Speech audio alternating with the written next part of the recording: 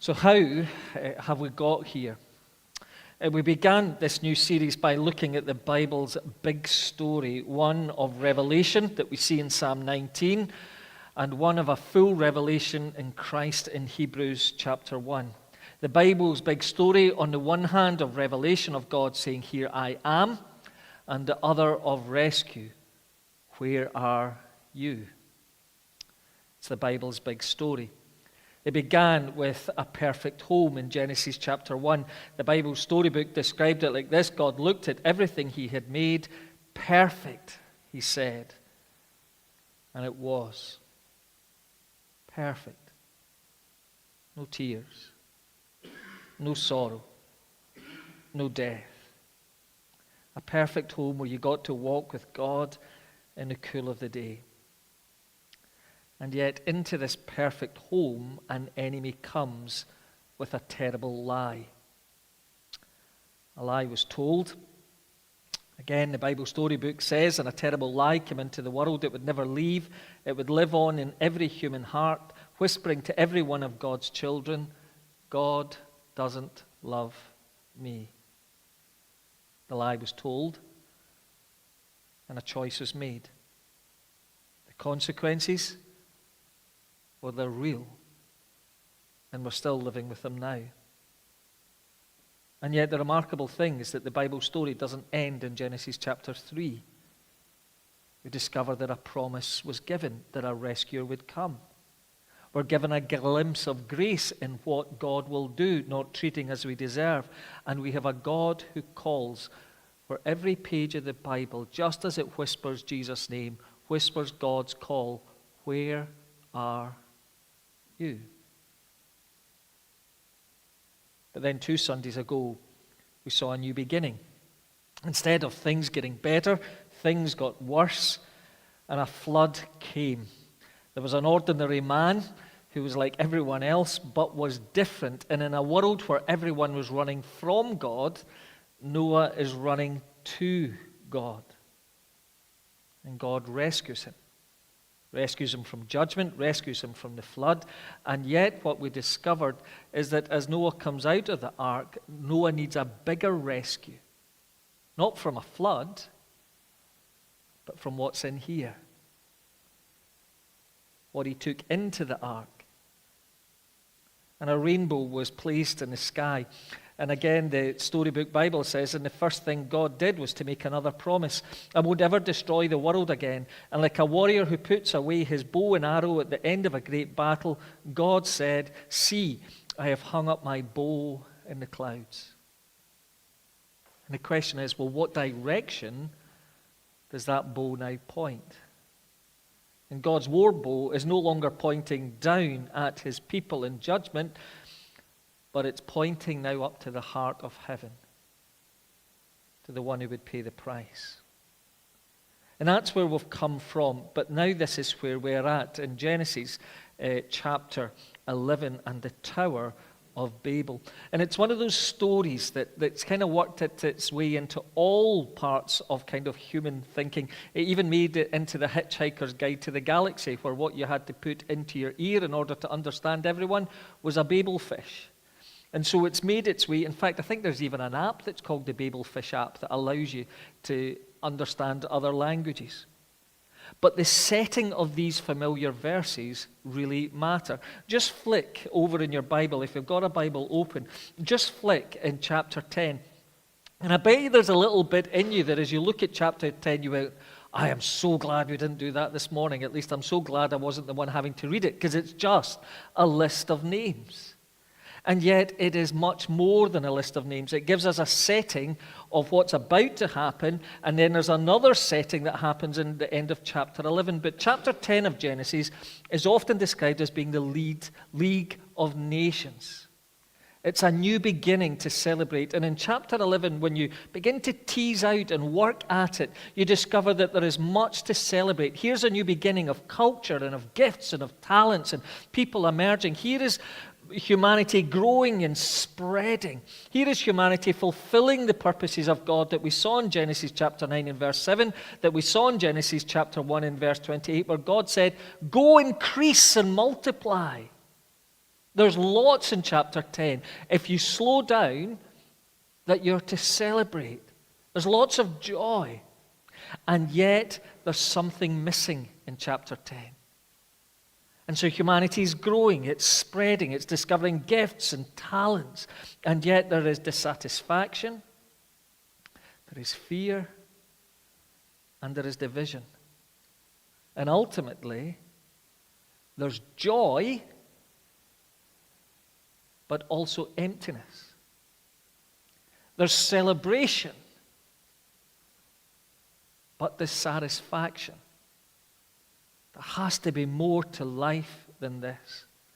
And so this is how it begins. This is the setting for Genesis chapter 11. This League of Nations, humanity is growing, but there's something missing. Now flick to how our verses end. Look at what it says from verse 10. And again, you might have gone, oh, you dancer, we didn't read our way through these this morning either. We didn't have to work out how to pronounce them. But what we discover is that in chapter 10, you've got a League of Nations, and this is really helpful if you have a Bible in front of you. And then in chapter 11 and from verse 10 onwards, it's one family. So do you see how it goes from the many, the big picture, to after what happens at the Tower of Babel, the focus is on one family. And the focus goes all the way to chapter 12 and verse 1 that are the key verses for the whole of the Bible. That somebody once said, chapter 12, in the opening verses of chapter 12, needs the rest of the Bible to understand. And here's what you have: the League of Nations, things to celebrate, but growing dissatisfaction. And then after the Tower of Babel, one family emerges from all the nations, from all the peoples. One family emerges because God's rescue plan is emerging towards a chosen people and towards a promised land, towards satisfaction, towards a place called home, where we go from the big picture to the small picture, which is the main picture of God calling us home through his rescue. There's always a bigger picture. And what is remarkable is that, remember when you were in primary school, you used to have to make those butterflies. Maybe it was remember you did half a painting and then you pressed it over and it did a mirror on the end. The Bible does the same. The Bible's beginning and the Bible's end is a mirror of one another. And it's why both books, Genesis and Revelation, we need them together. The Bible starts with this city being built and a tower called Babel. What does the word Babel mean? Gateway to God. So here they're building this tower, and even by its name, the significance is we're going to find our way to God. But the name Babel itself, it means more than that. There's a play in words because it also means confusion. But it's more than that. The word Babel actually means what? Babylon. Babylon, not just the city and not just this empire, but it stands for man living life in God's creation, not just without God, but in rebellion to God. So if the Bible begins with the gateway, so it ends, and Genesis is preoccupied with Babel and Babylon. What is the book of Revelation preoccupied with? Babel and Babylon. And the Bible begins with how we lost home. How does it end? How we get home. It begins with humanity building Babylon. How does the Bible end? Babylon being overthrown. And so just as it begins, and so it ends. And unpacked here, already we are looking for a rescuer, where we're given a glimpse just in the setting.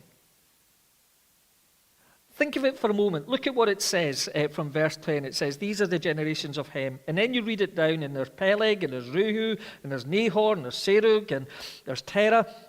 It's not just building up to the opening verses of chapter 12. Most of these names don't appear again until when? When do they appear again in the Bible? Matthew chapter 1 and Luke chapter 1. So they begin here at the beginning, and we're told that God is saying the rescuer. When do we hear of them again? At the announcement of the birth of the rescuer. And so the setting for the Tower of Babel, for the city being built, matters.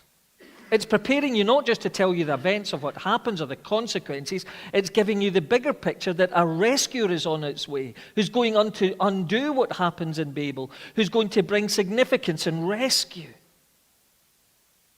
So here's a question. We've just got 9 verses open us this morning where the setting is screaming and shouting and singing things at us, that there's a bigger picture and there's a bigger story that helps us not just understand the Bible, but helps us understand God's rescue. So what's at the heart of what men and women are doing? Why build this city? Why build a tower? I'd imagine that if you've read this for the first time this morning, or you've read it before, I'd imagine when you read it, there was a little bit in you that went, what's the problem? Is that unfair? And I'd imagine that there's even some this morning that have read this passage and thought, God's just in a bad mood. They're doing something that's great. Here is people coming together, one heart, one mind, going in the same direction. Surely that's a thing to celebrate. Surely that's good, yeah? Is anyone else, am I the only one who's read these verses at times and wondered, I'm not sure what's going on because this seems good? Why would God stop us? But it's the whisper of the lie in the Garden of Eden, isn't it? God's out to spoil your fun. God just wants to push you down. God doesn't want you to be the best version of yourself. He doesn't want humanity to thrive. It's the whisper of an enemy.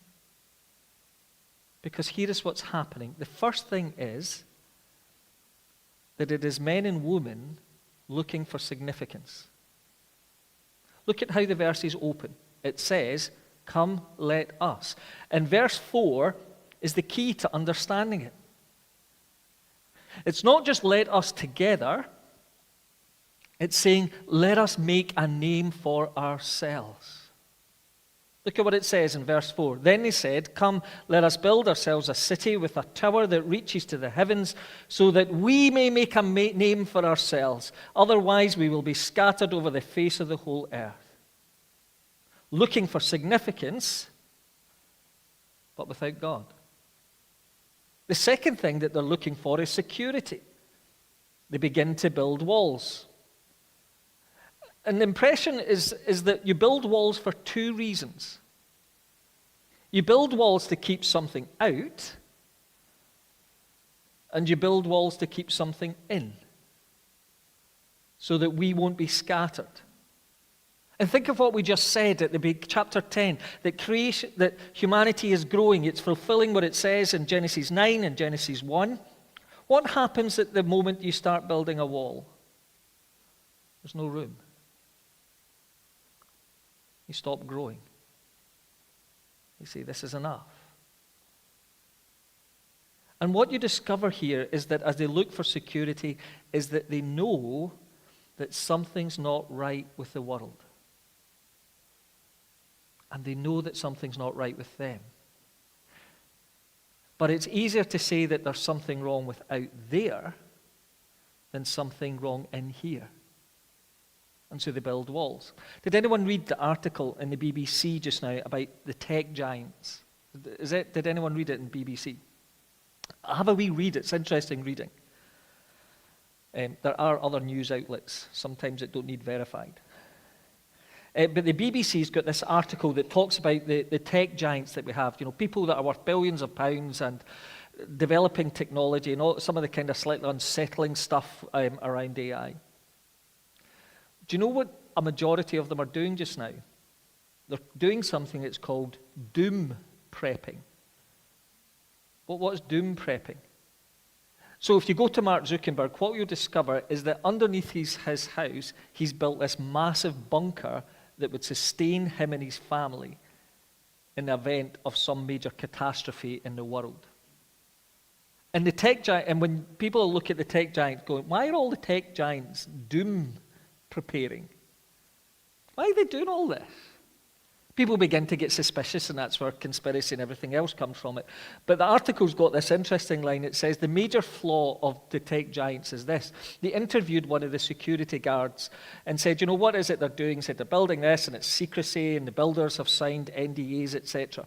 But the problem that Mark Zuckerberg has this, that one of the guards said, you know, if doom happened, what would you do? Because there's these walls built to keep you on the outside. Oh, it's simple. We would shoot him, and we would go in.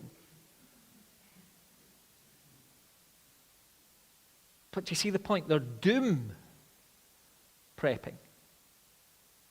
Genesis chapter 11. It's not new.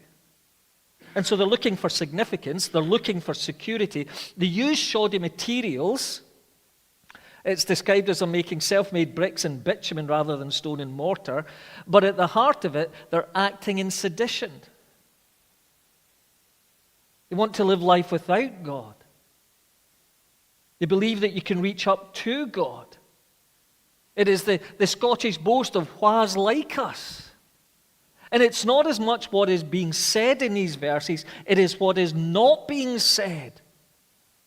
But at the heart of it, what you have are men and women looking for significance, looking for security, using shoddy materials, but acting in sedition. So let me give you a hymn and a poem that illustrates it. I wonder if you've ever read Shelley's poem Ozymandias, or Ozymandias. It's very short. He's one of the romantics. It shows that I'm now out of my own depth. But he wrote a very short poem that was entitled this. And if you've got time, just Google it later. I met a traveller from an antique land who said, two vast and trunkless legs of stone stand in the desert. Near them on the sand, half sunk, a shattered visage lies, whose frowned and wrinkled lip and sneer of cold command tell that its sculptor well those passions read which yet survive, stamped on these lifeless things, the hand that mocked them and the heart that fed, and on the pedestal these words appear. So have in your mind a statue in the sand from a bygone age, broken down. One stood proudly, drew everyone's attention, drew everyone's eye. And then on the pedestal these words appear. My name is Ozymandias, King of Kings. Look on my works, ye mighty, and despair. Nothing beside remains round the decay of that colossal wreck, boundless and bare. The lone and level sands stretch far away.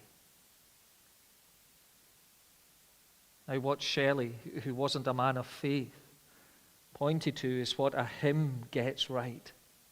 Human pride and earthly glory, sword and crown betray his trust. What with care and toil he buildeth, tower and temple fall to dust. Significance, security. And so we build our empires. We build our walls and act in sedition and end up with what? Nothing but dust. For at the heart of these verses, what lies there is the pride of the human heart. It's those who want to make a name for themselves. It's those who are preoccupied with their legacy, who want everyone to know, I was here. And yet the legacy that we leave, Revelation in chapter 18 and verse 5 describes it like this, speaking about Babylon, for her sins are piled up to heaven. And God has remembered her crimes. That's our legacy. Living in God's world as if we were God. And in many ways, the Bible is a story of the tale of two cities. It is of two kingdoms. The walls that we build. And we always say, you look, the enemy is always out there. Think of what's happening just now with identity politics and Christian nationalism, and think of what's happening in our own country. Isn't it always the case? It's the people out there that are the problem. We never had a housing crisis until immigrants came. We never had a problem with sexual assault until people came in boats, did we? They're the problem.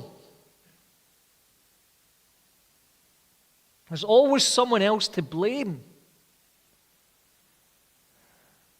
But think of it for a moment. What are the commands that all of us break?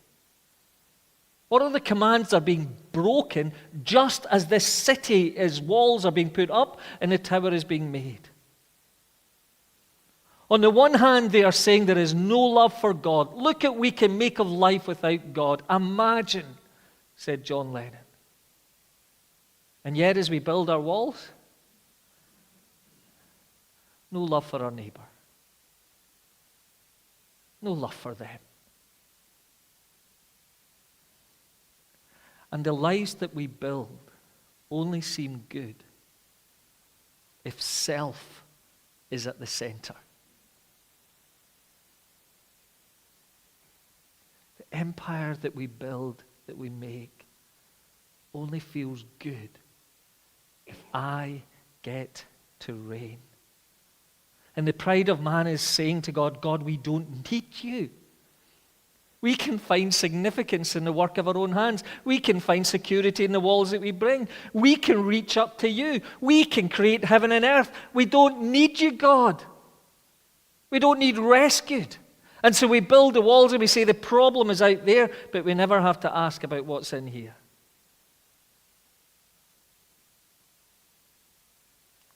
And what does God do in response?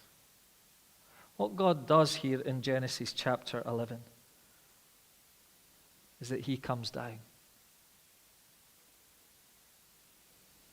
Not in mercy,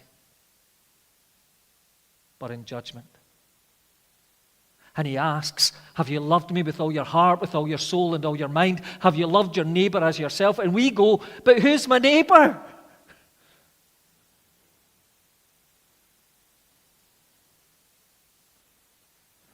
And God comes down, but in judgment. And what if his judgment is his mercy? Where he sees the direction of our life, where he sees the direction of our communities, where he sees the directions of our society, where he sees the direction in the choices that we're making, and he comes in judgment, and his judgment is a mercy of not that way but this way, because we need rescued from ourselves and the belief that we can save ourselves. Here's a question. What is God stopping in the Tower of Babel? It's a society that says, I don't need to love God with all my heart, with all my soul, and I don't need to love my neighbor as myself. Let me ask you, in what direction is our society going? Why is it still remains the number one top funeral song? I did it my way. Because we build our little cities with our little towers to shut everyone else out and to live life with self on the throne. It's a temptation for us all. Love God with all your heart, with all your soul and all your mind. And love your neighbor as yourself. If God was to come down, what would he need to stop? But here's the bigger picture. The bigger picture, the gigger picture. What's the bigger picture?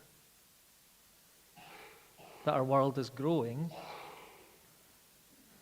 but the emptiness is still here. We're building the tower, but it's never going to reach. Despite our best efforts, the problem is not out there. The problem is in here. We're still morally bankrupt.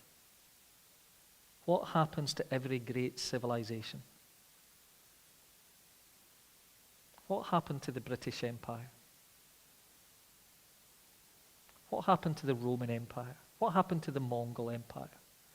Choose your empire. What happened to the Byzantines?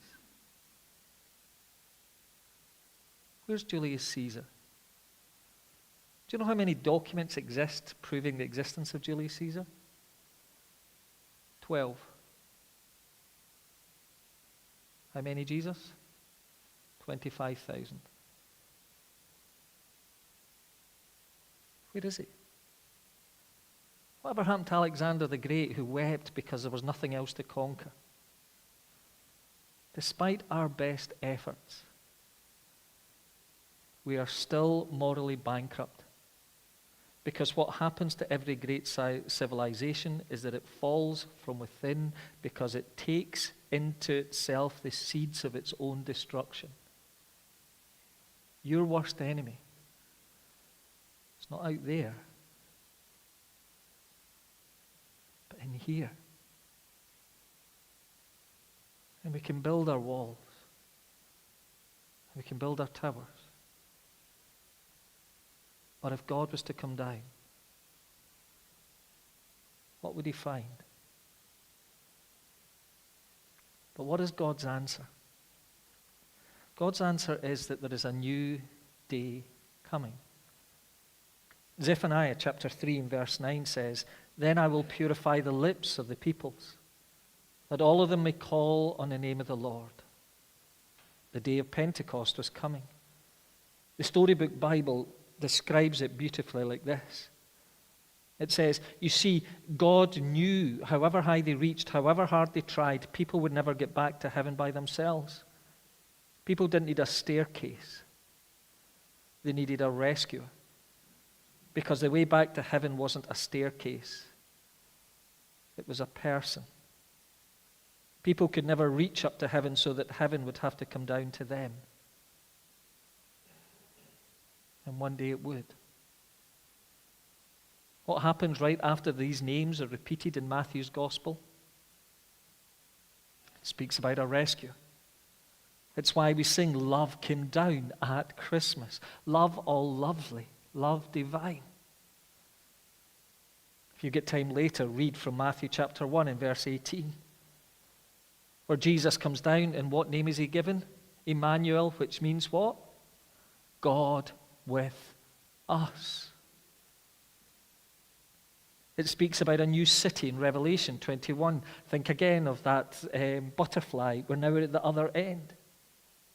Think of what it says in Revelation. If you've got time later, read Revelation 21 in verse 22 onwards, where it speaks about the glory of God being where? Out there? No, we are where he is. And so here is God's answer to our empire building, our towers. He comes down. But this time not in judgment. But this time to rescue. I am with you. So that you might live in a new city. So that no towers would be needed. There would be no more tears. Where you would find significance and security and home. And so as the Bible starts with Babel, it ends with heaven, where the question is, where do you want to live? Do you want him to come down in judgment and treat you as you are?